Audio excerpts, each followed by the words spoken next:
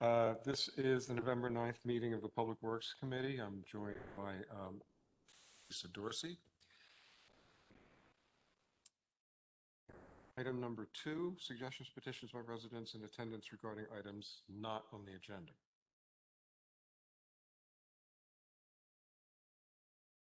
So Salome and Darrell are the only 2 people here.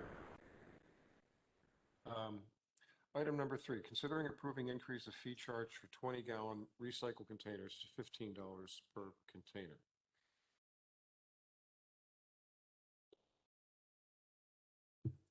Mr. Al.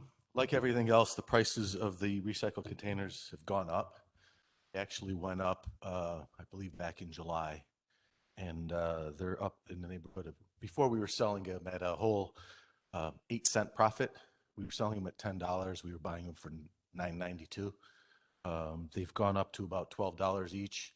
So for the last 5 months, we've been selling them at a loss. So we want to raise the price to $15 each. We're anticipating, I believe they've already gone up again in price, and they're expecting another increase in price later in 2022. So we just want to raise it so that we're doing it one time. Comments, questions?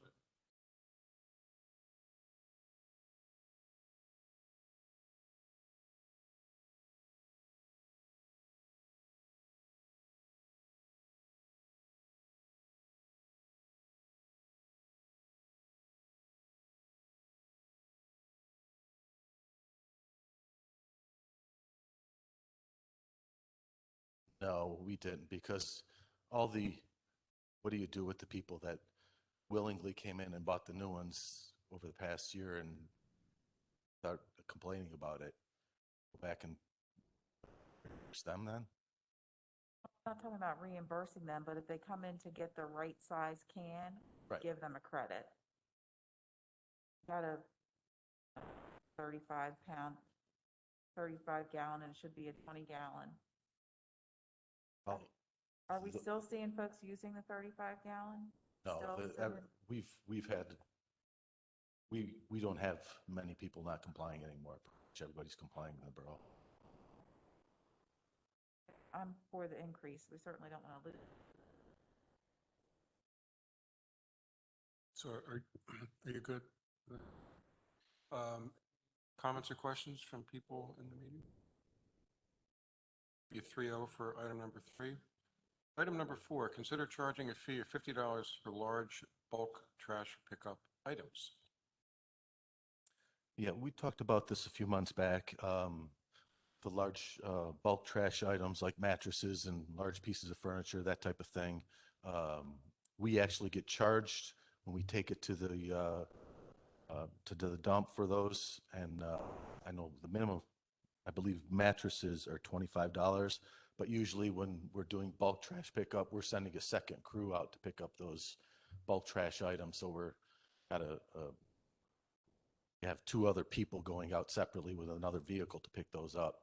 So we're asking for recommending a $50 charge for the larger items, not the small items. Would there be a, how do we define a large item? I know that's a simplistic question. Dressers, We're going to get gentleman that. chests, yeah, where you might need more than 2 people to lift it.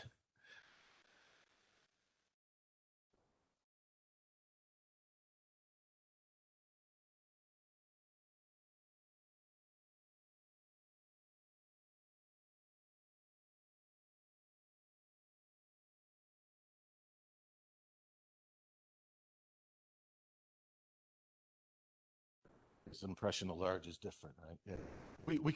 I can put something together for that. I'm just thinking, let's say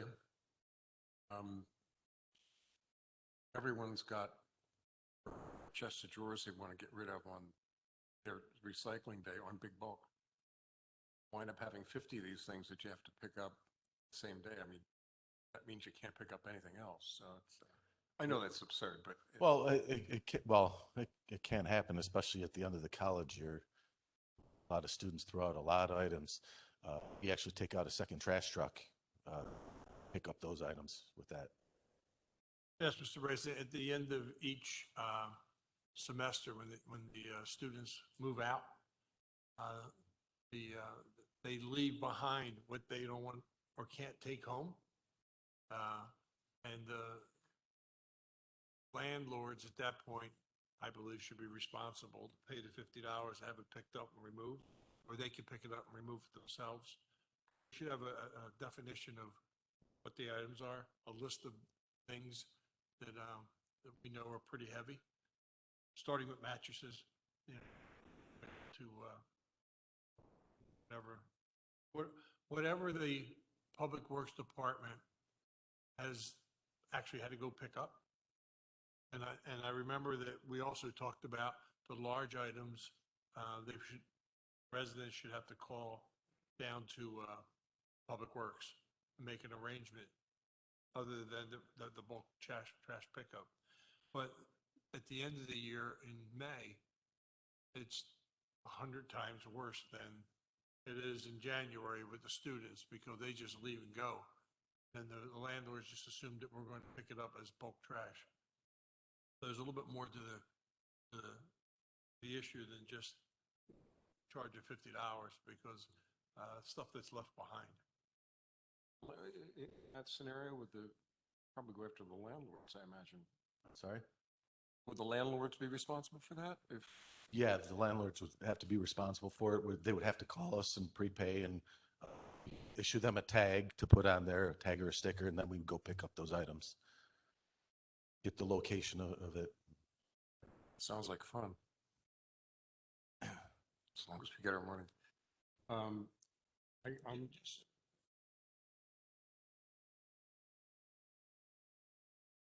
What about at the end of this school year, other than, and you still charge $50, but or if they bring it to you $25, if we put a very large dumpster at Greenfield Park and the students can bring their stuff there for $25, that kind of thing. They just leave it and they go. Right. I mean, let's not fool ourselves because we see what happens, May 15th. I mean, the sidewalks are full.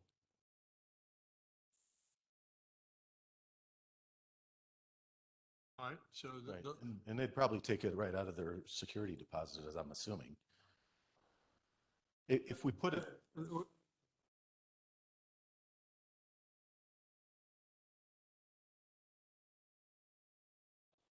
so with this program, the landowners are going to be notified. That's part of their obligation then. yeah. Well, they would have to notify us to come and pick it up. Okay. It would be by request that we'd be doing. Okay. The problem with doing a dumpster, like you said, is we'd have to have somebody there. And what about when somebody's going to go there and dump at night and things like that? That's the only problem that I see.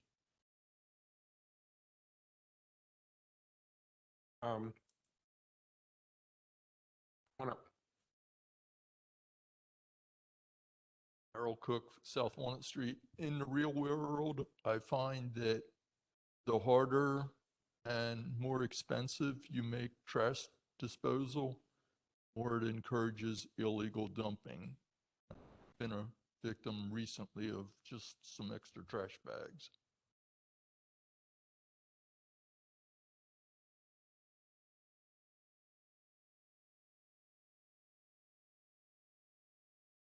I don't have any real response to that carry. You're always going to get students that leave things. But like I said, it's where are they going to take it to legally dump it? I mean, they take it to maybe a commercial businesses and dump in their trash. And I don't know if they're going to on the side of the road. Some already do that, but just contact the resident or the address, the owner of the address, and notify them that they've got to do something about it. Ms. Dorsey?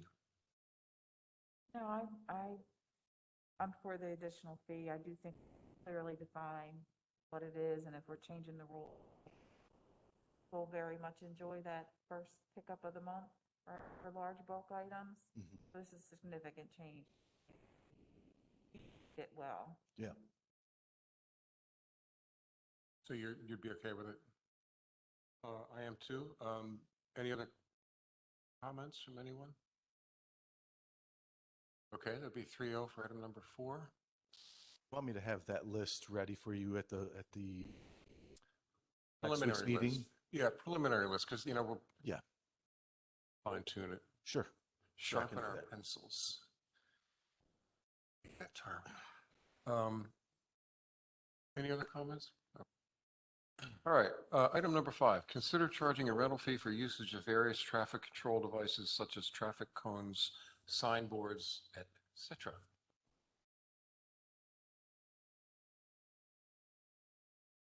What we're looking at doing is we get a lot of calls for wanting cones for certain events and things like that. We actually just put in a order for new cones, which we desperately needed. But cones cost about $28 each. So there, a lot of times we rent these out and we're renting them out at $1 a cone. Really, they don't pay for themselves when we do that. We lose a lot of cones when we do that. So what I want to do is start charging a $10 fee deposit, refundable if the cone's returned. And when they're not returned, we'll just deduct it and refund them the difference. And then charging $4 per cone that they essentially rent. The same for barricades. We have the water-filled barricades now that we purchased this past year. If somebody needs it to, say, block off a street or something like that, or an entrance somewhere, same thing, charge a deposit fee and a daily rental fee. Also, our signboard that we just had it repaired and it's getting returned this next week. So we want to, in case something like that is needed for an event, and then also temporary signage, for instance, stop signs, detour signs, things like that, if they're needed for some sort of event. We just putting together a rental fee for that for $10 each, and deposits, again, $50 on that. Would the cones have like PWD on them? Yes. Okay. Yep. WCPW. What did I say? Westchester Public Works Department. That too. Any comments or questions from people in the audience? Questions from members of council? I'm fine with that. Mr. Flynn, Ms. Dorsey? Okay. Thank you. That would be a 3-0 for item number 5. Item number 6. Item number 6, approve 2021 meeting minutes. They were fine for me. Yep. 3-0 to approve the minutes. Any other business? I got 2 questions for the Director of Parks. Can you come up and so these 2 questions that I have. I was just down at Everhart Park. I didn't realize we had that many kids that actually live in the borough. It's about the 3rd time I've been down there. Since it opened? Yeah, and there's always over 100 kids. It's a wonderful, wonderful investment we made. But I do have 2 questions. I thought I saw Mr. Galley trying to use the zip line. And I know that he's well in excess of the weight limit, but there's no sign there that tells you that Mr. Galley can't get on the zip line. I've actually been trying to there's no actual weight limit for the zip line. I thought there was. I thought it was 225 because that's what I weigh and I don't want to use it. The line itself is weighted for like a ton.